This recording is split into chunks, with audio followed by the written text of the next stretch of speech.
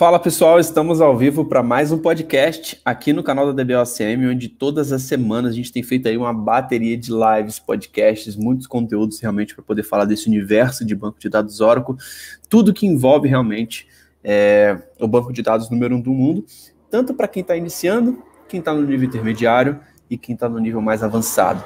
E hoje a gente vai falar um pouquinho aí sobre um tema que é um tema normalmente para quem realmente já tem uma experiência um pouco maior em banco de dados Oracle, que é um tema relacionado a Exadata, tá? É um tema muito importante que eu recebi recentemente essa pergunta de um aluno da DBOCM, e eu acho que vale a pena a gente poder trazer e compartilhar um pouquinho aí sobre o que eu compartilhei com ele a respeito desse tema de fazer resizing do barra 01, tá? Então existem algumas alternativas, existem algumas situações, algumas variáveis que a gente precisa analisar, tá?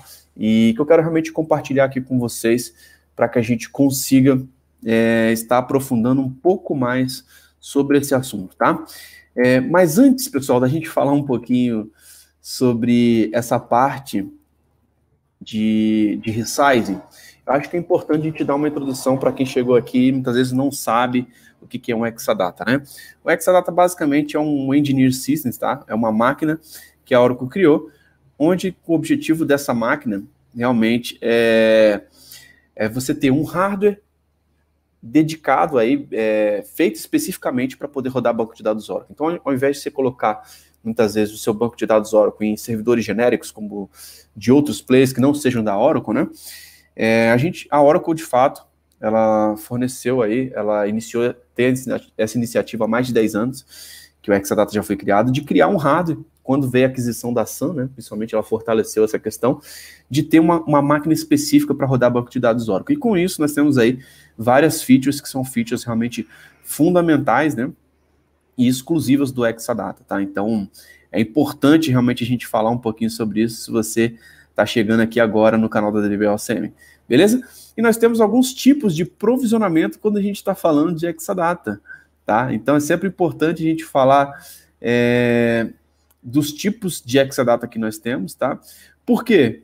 Muitas vezes você pode ter níveis de acesso para um determinado tipo de Exadata que você tem, tá? O César Carvalho colocou aqui, appliance como ODA, cara, exatamente, tá? Só que o Exadata, ele tá um pouco acima do ODA, tá? Normalmente o ODA foi criado para ambientes menores, tá? E o Exadata, normalmente, ele é para ambientes um pouco maiores, tá?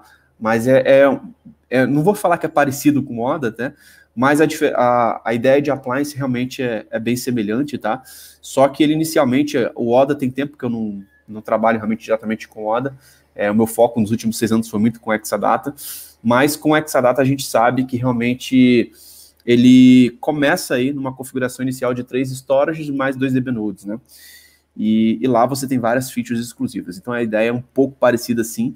E o ODA serve como basicamente um cara de entrada, para depois, quando o ambiente for maior, realmente você tem o Exadata, que você tem mais escalabilidade, a possibilidade de colocar mais servidores dentro do rack, tá? Então o Exadata, ele realmente tem várias vantagens nesse sentido. Beleza?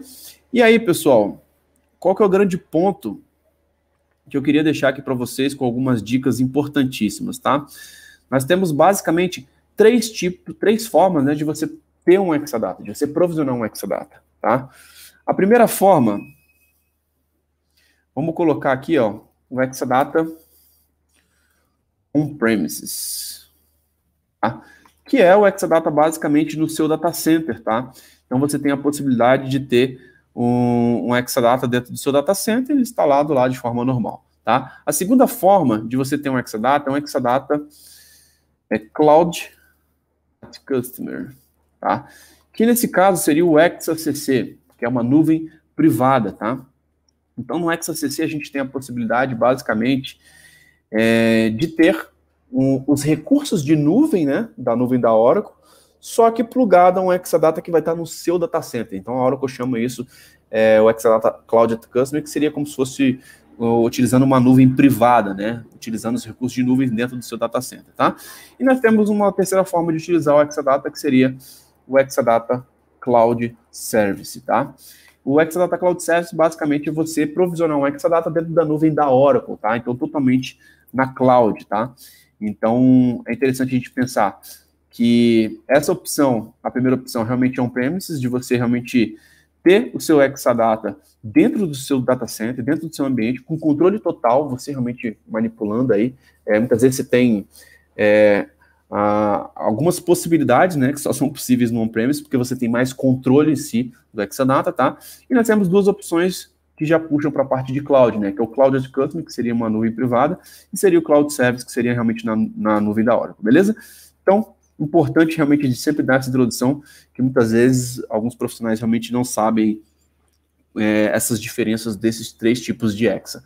E aí, qual que é o grande ponto, né? A dúvida que chegou aqui para mim foi exatamente sobre Exa-CC, o Exadata Cloud at Customer, né? Onde ele perguntou, pô, cara, eu tô precisando fazer um resize do 01, como que eu faço? E a primeira informação que eu fui buscar, né, que eu posso até compartilhar aqui com vocês, é a respeito da documentação oficial, tá? Então, a gente sempre segue a Bíblia do Oracle Database para que a gente consiga extrair as informações que a gente precisa, tá?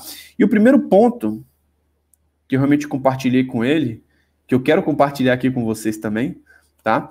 É a respeito do Maintenance Guide, tá?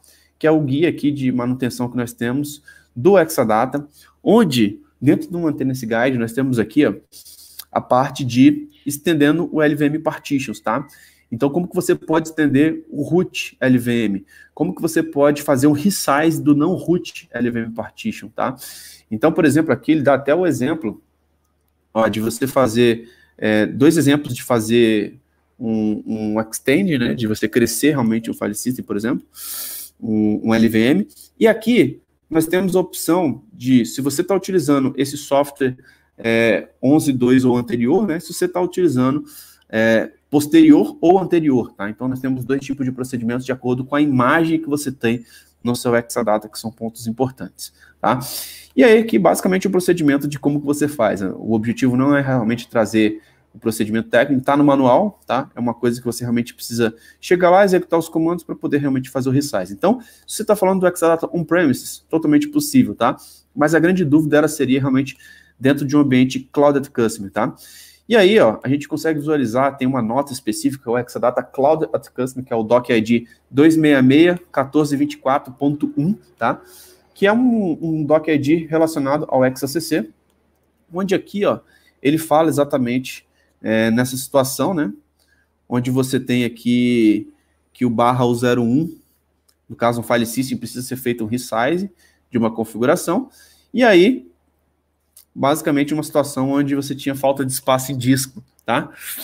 E aí nós temos aqui a situação, ó, que o 02 File System não pode fazer um resize depois que o VM Cluster foi criado, tá? Então, é um ponto, inclusive, que a gente consegue visualizar o quanto que um ambiente on-premise, muitas vezes você tem um controle maior, né? Muitas vezes coisas que você consegue fazer, se o Exadata estiver na sua mão, quando você tem realmente um Exa-CC, você não consegue fazer. Pontos importantes, pessoal, quando a gente está falando dos recursos de cloud, a gente tem muita agilidade, né? Acho que a promessa da cloud ela é muito interessante porque ela tem a intenção de trazer agilidade aos nossos projetos. Hoje, a tecnologia ela gira numa velocidade muito alta. E o que a gente tem que sempre estar se atentando, sempre estar preocupado, né? Como que a gente consegue entregar os resultados esperados em menos tempo, tá? Só que, em contramão a essa velocidade, né? Tem algumas coisas que muitas vezes tem algumas travas que a cloud muitas vezes não te dá permissões e privilégios para que você faça, tá? Então, por exemplo, nesse caso, na hora de fazer o resizing, você, por exemplo, não consegue fazer esse resizing se você estiver utilizando o Exa-CC. Você tem que, basicamente, fazer isso no planejamento para que você já crie no tamanho correto, tá? Então, são limitações, tá? Importante te lembrar que sempre que, cara, a Oracle muda essas questões, tá? Então, muitas vezes, uma coisa que... todas essas questões que estão sendo feitas em cloud, né, são coisas bastante novas, que estão sendo aprimoradas. Eu trabalhei 6 anos dentro da Oracle, posso acompanhar aqui, eu vi muita evolução do Exadata, e hoje o Exadata está sendo incorporado aí de forma bem forte na cloud, com muitos recursos, com muitas vantagens, tá? Um outro exemplo até interessante da gente falar, né, o Exadata X8M, ele primeiro foi liberado para o ambiente on-premises, depois ele foi liberado para o ambiente Exa-CC, depois de vários meses, tá? Então eu participei de um dos primeiros projetos aí de X8M, que foi o primeiro Exadata, que é o Exadata com switches de ROCE, né, ao invés do InfiniBand. E aí, nesses primeiros projetos, realmente foram dedicados aí para o ambiente on-premise. Depois de uns 6 meses, a Oracle recentemente liberou agora para o ExaCC, também está utilizando o X8M, tá? Que é a nova versão aí do Exadata. E aí, se eu não me engano, ainda não está disponível no Exadata Cloud Services o X8M. Então, na nuvem, se eu não me engano, estava utilizando, a última vez que eu vi, estava utilizando o X8 ainda, tá? Então, a gente verifica que até mesmo nessas questões das inovações, normalmente no ambiente on-premise tem sido mais rápido as liberações a respeito de novas tecnologias, tá? E você tem uma flexibilidade, de fato, de conseguir realmente ter um controle maior realmente do que você está fazendo no ambiente on-premise, tá? Então, basicamente, esses pontos, pessoal, que eu queria mostrar aqui para vocês, tá? Mas a minha recomendação, tá? Minha recomendação é o seguinte: sempre quando você tiver uma situação específica, né, de ter dúvida se pode fazer, se não pode, né, eu acho que é muito importante realmente você validar se a documentação oficial. Então, eu sempre coloco isso, eu nunca coloco uma informação da minha cabeça. Cara, sempre documente, tá?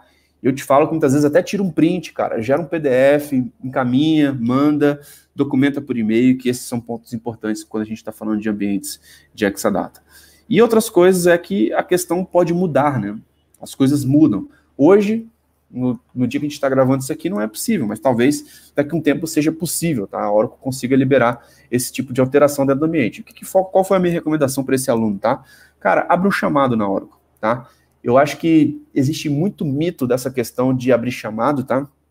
Eu acho que muitos profissionais muitas vezes têm um receio de abrir chamados, e, cara, abrir chamado é uma coisa normal. É um ponto realmente que a gente tem que entender como um processo normal. Até para você documentar o problema, provavelmente, se chegou até você, outras pessoas estão envolvidas, outras pessoas, por exemplo, vão participar do mesmo time que você, e muitas vezes um chamado é uma documentação que você tem a respeito de uma dúvida. E muitas vezes nada melhor do que a engenharia da Oracle de subir isso no nível global para que você tenha uma resposta de fato sobre aquilo que você está em dúvida, tá? Sobre uma solução específica, se existe uma alternativa, se é suportado, se não é suportado, se dá para fazer, se não dá para fazer, etc. No ambiente on-premise a gente sabe o que faz. No ambiente de ExaCC tem uma nota falando que depois que você cria não dá para você mudar, tá? Mas é importante realmente que você pense nesse sentido de sempre, cara, dá um confere, abre o chamado, verifica realmente se existe a possibilidade de você sempre estar validando aí se algo não mudou, se algo de novo. E eu já te falo que algumas situações que eu já presenciei, até mesmo de quando você implementa a solução é possível e depois a Oracle muda. Então, muitas vezes existem também essas possibilidades que podem acontecer. Se você abrir um chamado, se tiver isso documentado, cara, isso vai ser importante até mesmo para você dentro de um projeto específico. Beleza? Então, essa dica que eu queria deixar aqui para vocês, pessoal, sobre Exadata, que é a questão de fazer resizing, tá? No LVM do Exadata, como que isso é possível, o que dá para fazer, o que não dá para fazer. Minhas recomendações, quando eu estou atuando em projetos, quero realmente trazer aqui para vocês um pouquinho dos bastidores de como que a gente atua em grandes projetos para que você entenda e que tenha realmente essa capacidade de poder estar trabalhando da forma mais organizada possível, com método e, de fato, que você realmente consiga entregar muitos resultados e entregar projetos bem estruturados. Beleza? E aí, pessoal, eu queria deixar também um convite aqui para vocês que estão aqui me assistindo nesse momento, tá? Nós vamos fazer agora de 9 a 15 de novembro a Semana Oracle Database. Pessoal, a Semana Oracle Database vai ser um evento inédito, diferente de tudo que a DBOCM já fez, tá? Ela tem uma base necessária para você tirar a certificação de OCP, para você ter salários acima de R$10 mil, para você estar se destacando em grandes projetos, tá? Então, nesse evento, a gente vai estar conseguindo aí compartilhar como que a gente estuda para certificações, como que é a metodologia da DBOCM e como que você pode seguir uma metodologia não somente para tirar certificações, mas que você esteja preparado para o mercado de tecnologia. Então, se inscreva na Semana Oracle Database de 9 a 15 de novembro para que você realmente consiga se destacar com o banco de dados número 1 do mundo. E fiquem ligados que praticamente todos os dias está tendo vídeos novos aqui no canal da DBOCM. Esse podcast foi gravado aqui ao vivo e a gente vai levar essa experiência também para o Spotify, o Apple Podcast, Google Podcast, o Podcast Addict. Então, todas as plataformas de podcasts vão estar disponíveis também essa experiência em áudio, beleza? Se você tem alguma dúvida, algum tema que você gostaria de ver aqui no nosso canal, cara, deixe sua sugestão aqui embaixo que a gente vai poder responder a você. Beleza? Então é isso, pessoal. Muito obrigado pela participação. Um grande abraço e até a próxima. Valeu, tchau, tchau.